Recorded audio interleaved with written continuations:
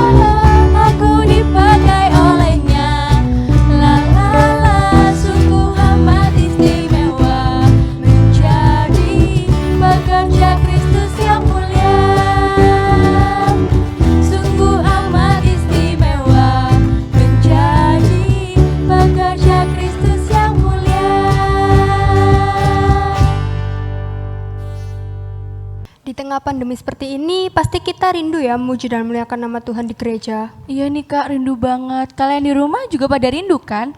Ya pastinya rindulah ya. Nah, namun walaupun dalam kondisi seperti ini, kita harus tetap memuji, memuliakan, dan mendengarkan firman Tuhan, walaupun di rumah masing-masing. Nah, sebelum kita mendengarkan dan masuk ke dalam firman Tuhan, marilah kita menyiapkan hati kita pujikan satu hal yang kurindu.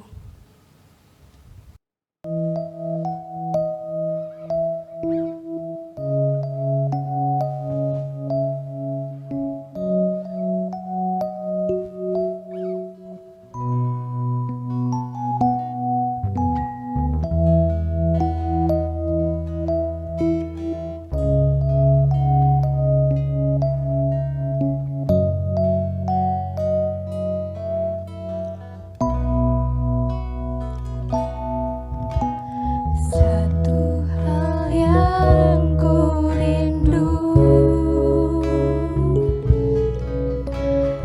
berdiam di dalam rumah-Mu. Satu hal yang ku pinta, menikmati bait-Mu Tuhan.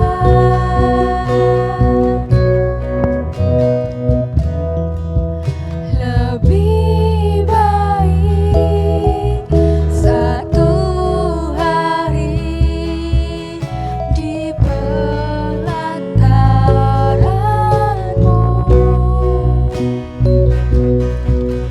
daripada 1000 hari di tempat lain.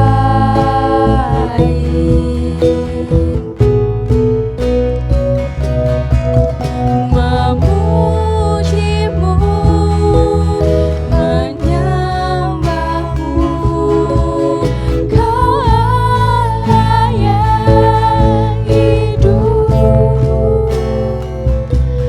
dan menikmati semua kemurahan-Mu.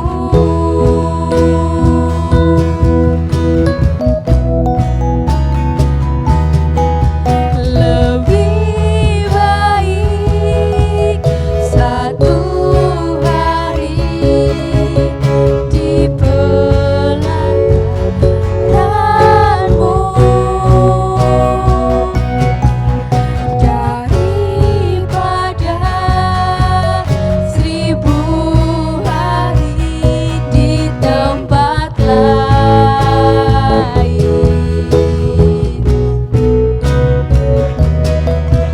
Memuji-Mu, menyembah-Mu, Kau Allah yang hidup, dan menikmati semua kemurahan-Mu.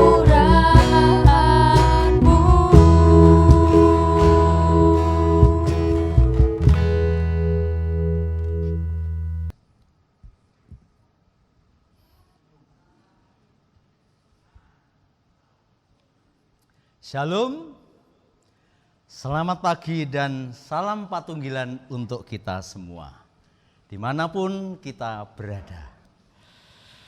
Adik-adik yang dikasih Tuhan, semoga kita semua dikaruniai Tuhan kesehatan yang prima, keluarga yang bahagia, keluarga yang damai sejahtera. Semoga juga keadaan kita semua sehat walafiat dan diberkati oleh Tuhan.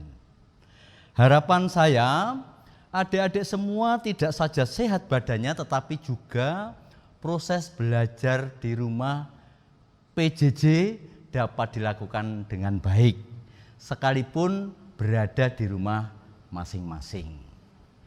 Nah, hari ini setelah Tuhan memberikan waktu untuk kita belajar di rumah, belajar bersama guru-guru, dan juga belajar bersama teman-teman melalui online.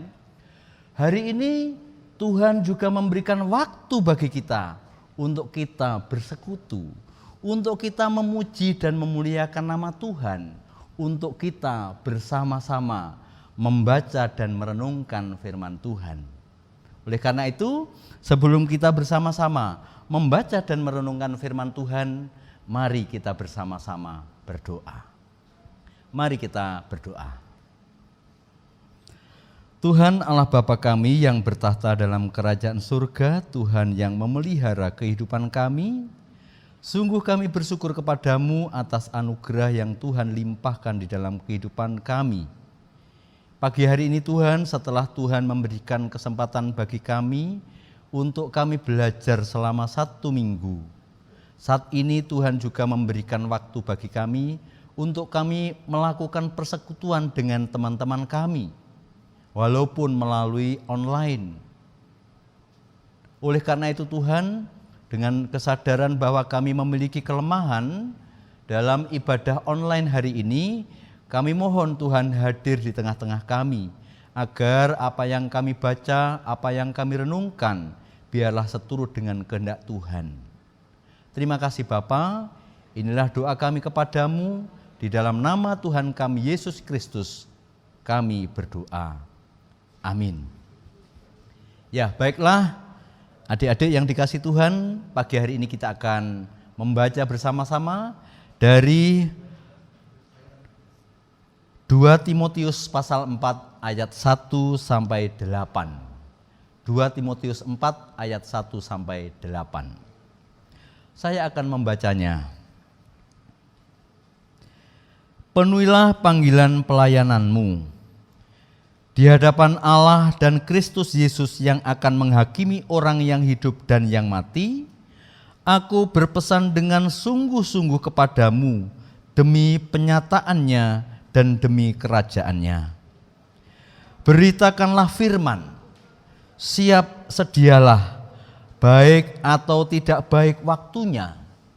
Nyatakanlah apa yang salah, tegurlah dan nasihatilah dengan segala kesabaran dan pengajaran.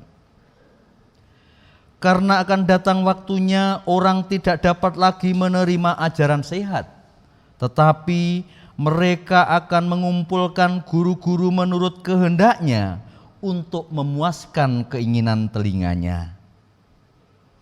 Mereka akan memalingkan telinganya dari kebenaran dan membukanya bagi dongeng. Tetapi kuasailah dirimu dalam segala hal, sabarlah menderita, lakukanlah pekerjaan pemberita Injil, dan tunaikanlah tugas pelayananmu. Mengenai diriku, darahku sudah mulai dicurahkan sebagai persembahan, dan saat kematianku sudah dekat. Aku telah mengakhiri pertandingan yang baik, aku telah mencapai garis akhir, dan aku telah memelihara iman. Sekarang telah tersedia bagiku mahkota kebenaran yang akan dikaruniakan kepadaku oleh Tuhan, Hakim yang adil pada harinya. Tetapi bukan hanya kepadaku, melainkan juga kepada semua orang yang merindukan kedatangannya. Demikian bacaan firman Tuhan pada pagi hari ini. Nah, adik-adik yang dikasih Tuhan, tema pada pagi hari ini adalah saya GKJW. Saya GKJW. Anda GKJW. Kita semua GKJW. Nah, apakah masih ingat tema apa yang dibahas pada minggu yang lalu? Apakah masih ingat? Ayo, semoga masih ingat. Kalau tidak keliru, pada pertemuan hari Minggu yang lalu kita membahas tentang ketaatan atau kepatuhan kepada pemerintah. Nah, adik-adik yang dikasih Tuhan, hari ini kita coba akan belajar bersama-sama tentang 3 hal.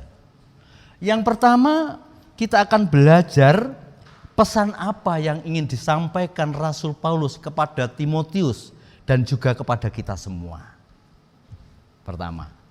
Yang kedua, karena dalam bulan ini adalah bulan pembangunan GKJW, maka siapa saja tokoh-tokoh pejuang gereja yang harus dan patut kita teladani tindakan dan kegiatan-kegiatan yang dilakukannya. Yang ketiga, kita akan belajar apa yang harus kita lakukan sebagai warga gereja untuk melayani warga gereja. Itulah 3 hal yang barangkali hari ini kita akan bersama-sama belajar ya. Semoga kita akan mencapai 3 hal ini dengan baik. Yang pertama, kita akan belajar pesan apa yang ingin disampaikan oleh Rasul Paulus kepada Timotius dan juga kepada kita semua melalui bacaan kita pada pagi hari ini. Coba kita akan mengulangi ayat 2 sampai ayat yang kelima. Saya akan membaca ulang. Ya. Ayat 2. Beritakanlah firman, siap sedialah baik atau tidak baik waktunya. Nyatakanlah yang salah, tegurlah dan nasihatilah dengan segala kesabaran dan pengajaran. Karena akan datang waktunya, orang tidak dapat lagi menerima ajaran sehat. Tetapi mereka akan mengumpulkan guru-guru menurut kehendaknya untuk memuaskan keinginan telinganya. Mereka akan memalingkan telinganya dari kebenaran dan membukanya bagi dongeng. Ayat 5, tetapi kuasailah dirimu dalam segala hal. Sabarlah menderita, lakukanlah pekerjaan pemberita Injil dan tunaikanlah tugas pelayananmu. Adik-adik yang dikasihi oleh Tuhan, ini pesan yang ingin disampaikan Rasul Paulus kepada muridnya, Timotius. Kita tahu Paulus adalah tokoh yang begitu luar biasa dalam pelayanan pemberita Injil. Namun kita juga tahu latar belakang yang dimiliki oleh Paulus sebelum sebagai pemberita Injil. Nah, adik-adik yang dikasih Tuhan, pesan yang ingin disampaikan oleh Rasul Paulus kepada Timotius muridnya dan kepada kita semua, generasi penerus Kristus, yang pertama adalah ayat 2 di bagian awal. Beritakanlah firman. Itu tidak bisa ditawar-tawar lagi. Itu tugas yang sangat mulia yang ingin disampaikan oleh Rasul Paulus kepada Timotius. Dan itu juga pesan yang mulia yang ingin disampaikan oleh Rasul Paulus kepada kita semua, kepada kalian semua. Pertama. Yang kedua yang ingin disampaikan oleh Rasul Paulus adalah ayat yang kelima yang sangat penting adalah, tetapi kuasailah dirimu dalam segala hal. Sabarlah menderita, lakukanlah pekerjaan pemberita Injil dan tunaikanlah tugas pelayananmu. Luar biasa pesan yang ingin disampaikan oleh Rasul Paulus kepada Timotius dan juga kepada kita semua. Adik-adik sekalian yang dikasih Tuhan, saat ini barangkali kamu di sekolah, di rumah masih dianggap masih anak kecil, masih dianggap masih remaja. Tetapi 10 tahun, 15 tahun yang akan datang, kalian semua akan menjadi pemimpin gereja, memiliki tugas yang luar biasa untuk menjadi pekabar Injil. Seperti yang dipesankan oleh Rasul Paulus kepada Timotius. Itu pesan yang pertama. Pelajaran pertama. Pelajaran kedua, baiklah kita akan belajar. Siapa saja tokoh-tokoh gereja yang memiliki pengaruh yang besar di dalam perkembangan gereja kita, di dalam perkembangan GKJW milik kita. Ada yang tahu kira-kira? Ya, saya kira kamu yang aktif melihat di internet atau diberi cerita oleh orang tua kalian, yang barangkali juga orang tua kalian menjadi tokoh gereja, pejuang-pejuang gereja di tempat kalian masing-masing. Namun secara garis besar mari kita akan melihat beberapa tokoh yang menjadi tokoh utama atau yang memiliki pengaruh besar dalam perkembangan GKJW. Yang pertama siapa? Yang pertama kita mengenal yang namanya Cullen, Mr. Cullen, lengkapnya C.L. Cullen. Ya. Nah, C.L. Cullen ini adalah orang keturunan Jawa dan Rusia dilahirkan di Semarang. Awalnya pekerjaannya adalah Sinderblandong atau istilah di daerah kita adalah penjaga kehutanan, pengawas kehutanan. Pada saat tertentu dia harus berhenti dari tugasnya menjadi Sinderblandong. Dia memiliki budaya yang lekat dengan budaya-budaya Jawa karena memang ibunya Jawa, bapaknya Rusia. Nah, oleh karena itu dia memiliki concern yang begitu tinggi, yang begitu besar untuk mengembangkan gereja. Nah, yang perlu kita teladani dari yang dilakukan oleh Cullen apa? Cullen ini memiliki strategi yang luar biasa di dalam menjalankan misi penginjilan Kristen. Apa yang dilakukan? Dia ingin melakukan penginjilan Kristen melalui budaya yang ada. Zaman dulu di daerah kita itu budaya wayang itu menjadi tontonan yang favorit. Tontonan yang menjadi idola. Nah, oleh karena itu Mr. Cullen melalui pewayangan dia ingin menyampaikan kekristenan dengan baik di daerah Mojowarno. Ya, jadi kekristenan diajarkan melalui budaya lokal, kearifan lokal. Itu yang pertama. Yang kedua, tokoh yang kedua yang kita tahu adalah Yohanes MD. Yohanes MD berbeda dengan Mr. Cullen. Mr. Yohanes MD itu berasal dari Jerman, maka memiliki budaya yang berbeda dengan Mr. Cullen. Kalau Mr. Cullen mengajarkan atau pekabaran Injil melalui budaya lokal, tetapi berbeda dengan Yohanes MD. Yohanes MD memiliki strategi yang berbeda, sehingga apa yang diajarkan oleh Mr. Cullen sedikit berbeda dengan Yohanes MD.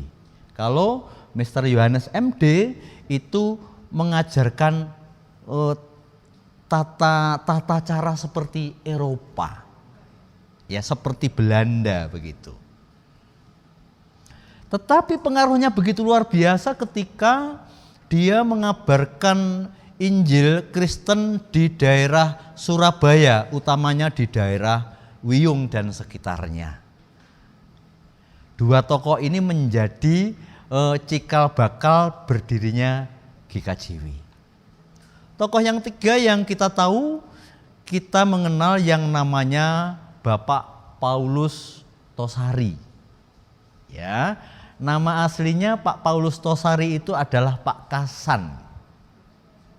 Asalnya mana? Asalnya dari Madura. Pak Kasan kemudian memiliki sahabat karib namanya Pak Kariman. Ya, suatu ketika Pak Kasan ini berjudi habis-habisan, ya, habis-habisan. Nah, lalu dia oleh orang tuanya diberi modal lagi untuk berdagang. Dagangannya adalah kapas. Sehingga Pak Kasan ini kemudian berkeliling di pasar. Hingga suatu ketika ketemu dengan Pak MD, lalu singkat cerita dia memiliki kerekatan hubungan dengan dengan Mr. Cullen karena Mr. Cullen kebetulan dalam penginjilannya itu juga menggunakan media wayang. Jadi klop sudah. Pak Paulus. Nah, kemudian Pak Kasan itu kemudian setelah itu berada di Ngoro, ya bertemu Mr. Cullen. Nah, kemudian ternyata Pak Cullen ini, mohon maaf, Pak Tosari ini, ya Pak Kasan ini yang semula Kasan, kemudian setelah dibaptis dia diberi nama Tosari, ya, Paulus Tosari. Gitu ya. Nah, dia memiliki hubungan yang baik dengan gereja-gereja yang dibentuk oleh Pak Kulen. Mulai dari Kediri sampai Nganjuk, Pak Tosari ini, Paulus Tosari itu begitu luar biasa, sehingga Pak Tosari itu memiliki hubungan sosial yang sangat baik. Oleh karena itu tidak heran kalau Paulus Tosari itu kemudian menjadi salah satu tokoh di GKJW. Yang keempat, tokoh yang kita tahu dari GKJW adalah Bapak Drio Mestoko, Bapak Pendeta Drio Mestoko. Ini adalah orang pribumi, orang Jawa asli yang pertama kali menjadi pendeta. Kalau kita runut ternyata Pak Drio Mestoko itu dia 12 bersaudara. Bapaknya itu Simsim Mestoko. Setelah itu kemudian Pak Simsim ini hijrah ke daerah Mojowarno, membuka hutan keracil di sana. Nah, lalu kemudian berkembang di sana. Dan pada akhirnya karena ketokohan dari Pak Drio Mestoko itu begitu luar biasa, pada akhirnya masih muda dia sudah menjadi tokoh pemuda di Mojowarno. Maka akhirnya tidak heran Pak Drio Mestoko kemudian ditabiskan menjadi pendeta pertama di Mojowarno. Adik-adik yang dikasih Tuhan, pelajaran apa yang dapat kita tarik dari keempat tokoh yang kita bahas pada pagi hari ini? Yang kita tarik yang pertama adalah mereka sama-sama memiliki semangat yang luar biasa dalam pelayanan. Memiliki semangat yang luar biasa dalam pelayanan. Yang kedua, strategi yang dimiliki oleh mereka itu berbeda-beda tetapi memiliki tujuan yang sama, yaitu mengabarkan Injil kebaikan Kristus. Yang ketiga, mereka sama-sama memiliki sikap yang tangguh di dalam pendiriannya mengikut Kristus. Dari mereka itulah kemudian banyak jiwa-jiwa yang terpanggil untuk percaya kepada Kristus sebagai juru selamat. Jadi itulah tokoh-tokoh. Barangkali masih ada tokoh-tokoh banyak ini ya. Ini kan sentralnya. Di daerah kalian masing-masing tentu pasti ada tokoh-tokoh gereja awal. Ya, yang kemudian menyeluruh mulai dari Pacitan sampai Belambangan di Banyuwangi. Di masing-masing gereja pasti memiliki tokoh-tokoh yang memiliki semangat, strategi, sikap yang sama seperti tokoh-tokoh pejuang gereja di abad-abad awal. Nah, adik-adik sekalian yang dikasih Tuhan. Lalu, yang ketiga, apa yang harus kita lakukan sebagai warga gereja? Kita sebagai sebagai awal tumbuhnya gereja. Apa yang kita lakukan? Sekali lagi, sekarang kamu mungkin masih dianggap kecil, masih remaja, masih anak, tetapi 10 tahun, 15 tahun ke depan, kamu akan menjadi pelaku di dalam pekabaran Injil di tempatmu masing-masing. Nah, lalu pertanyaan yang ketiga, pelajaran ketiga yang akan kita belajar, apa yang harus kita lakukan sebagai warga gereja? Pertama-tama, yang harus kita lakukan adalah sama seperti tokoh-tokoh mula-mula maupun para pejuang gereja. Yang pertama adalah memberitakan firman. Memberitakan firman. Memberitakan firman itu tidak harus penginjilan satu rumah tidak. Tetapi bagaimana kita mengaplikasikan pembelajaran yang sudah disampaikan oleh orang tua kita, oleh gereja, oleh para tokoh Kristen sebelumnya di dalam kehidupan kita. Kalau di sekolah bagaimana kita menunjukkan sebagai anak murid Kristen yang baik, suka menolong, suka membantu, ya, bersikap santun, bergaul dengan semua teman, tidak membeda-bedakan.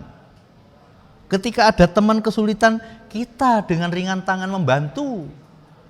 Itu salah satu penerapan dari kita memberitakan firman. Yang kedua, jika kita sebagai warga GKJ, mari kita pegang teguh adat kebiasaan budaya yang ada di GKJW. Tugas pelayananmu, mari kita bersama-sama melakukan tugas pelayanan sesuai dengan talenta yang diberikan Tuhan kepada kita. Kamu memiliki talenta yang berbeda-beda, tetapi gunakanlah talentamu itu dengan sebaik-baiknya untuk pelayanan. Contoh sederhana, jika kamu pintar nyanyi, maka menyanyilah dengan baik sebagai wujud pelayananmu. Jika kamu pintar musik, gunakanlah kemampuan musikmu untuk melayani. Jika kamu pintar untuk mengajar sekolah minggu, punya panggilan untuk mengajar sekolah minggu, gunakan kesempatan itu untuk mengajar sekolah minggu. Dan masih banyak yang lain lagi, bakat, kemampuan yang Tuhan berikan kepada kita untuk melakukan pelayanan. Yang ketiga yang harus kita lakukan adalah kita harus memiliki strategi di dalam kita melakukan pelayanan. Saya ulangi, kita harus memiliki strategi, kita harus memiliki cara untuk melakukan pelayanan agar pelayanan kita itu berkenan kepada Tuhan. Strategi itu adalah cara bagaimana kita melayani dengan baik. Ya, kita berkomunikasi dengan teman kita dengan cara yang baik, dengan cara yang santun. Yang terakhir,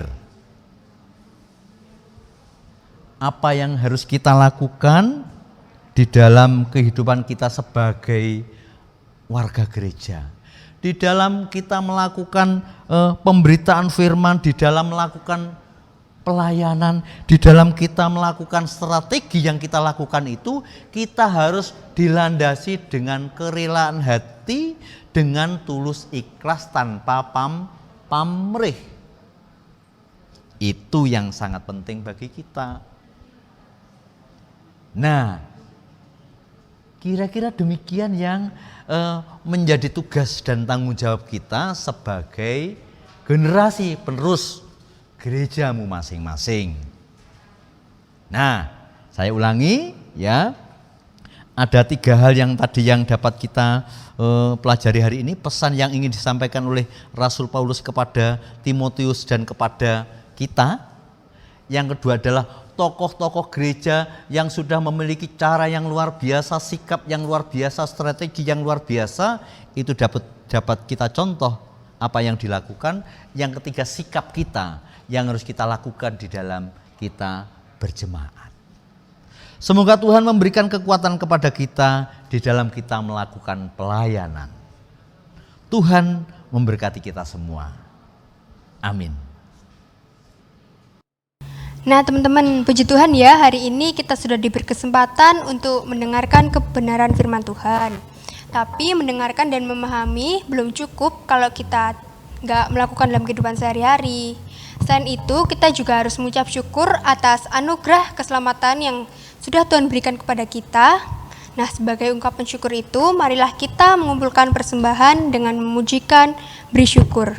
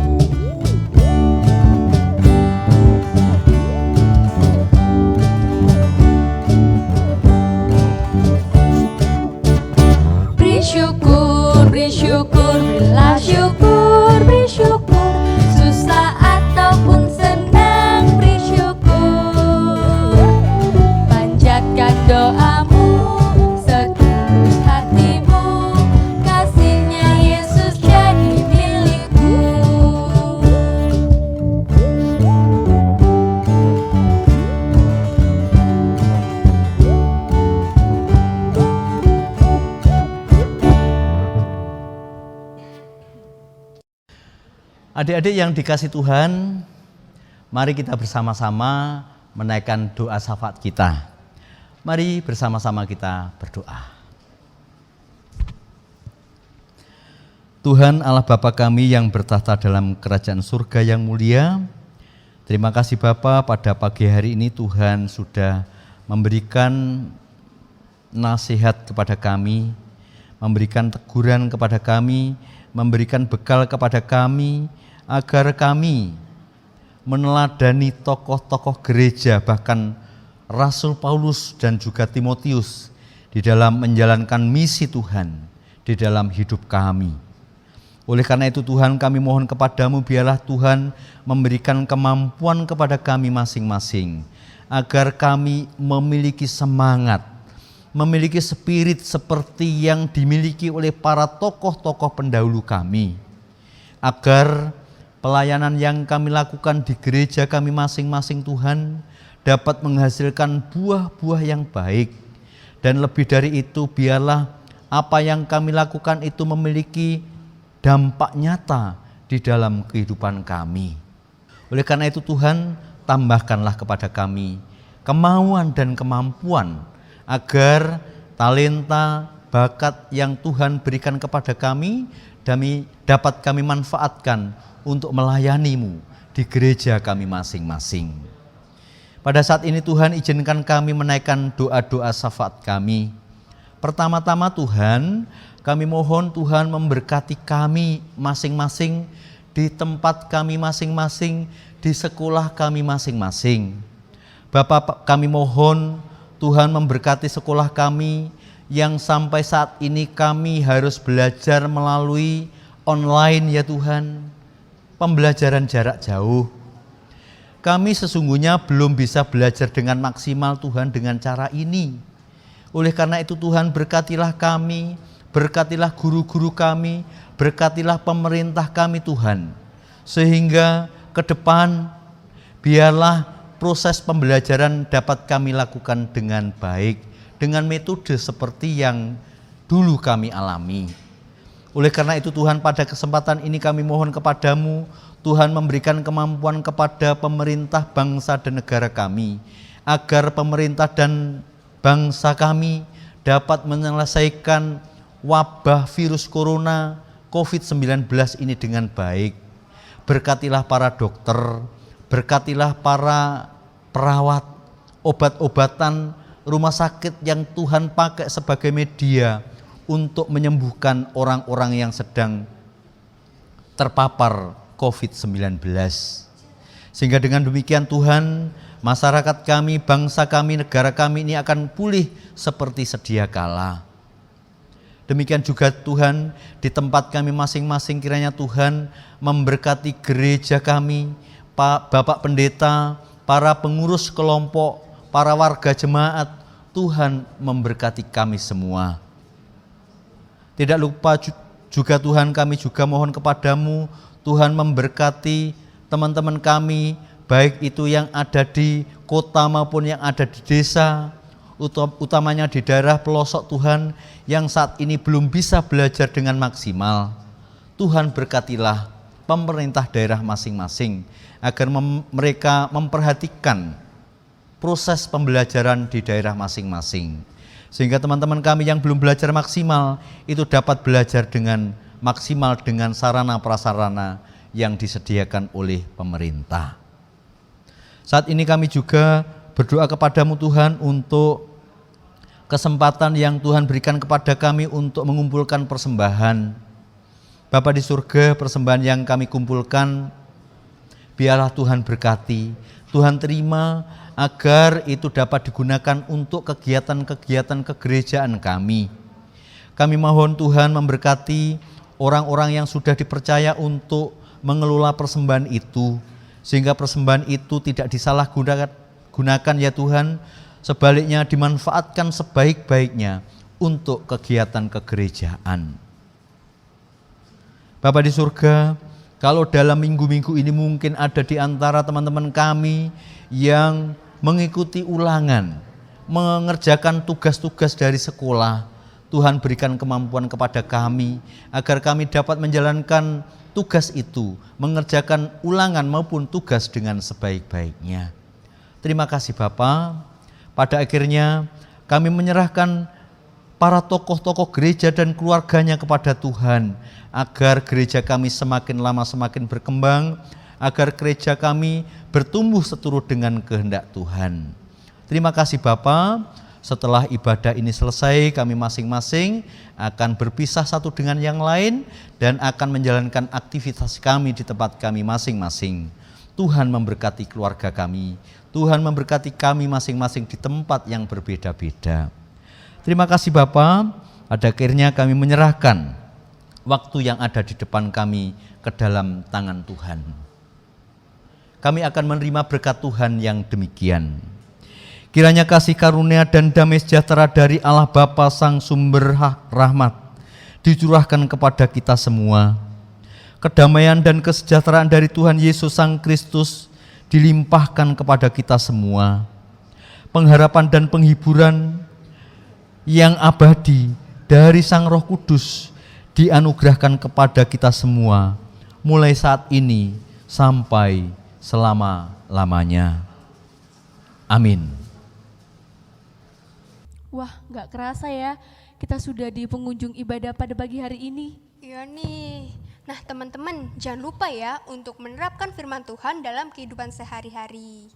Dan jangan lupa, stay safe and stay healthy. Selamat hari Minggu, Tuhan Yesus memberkati.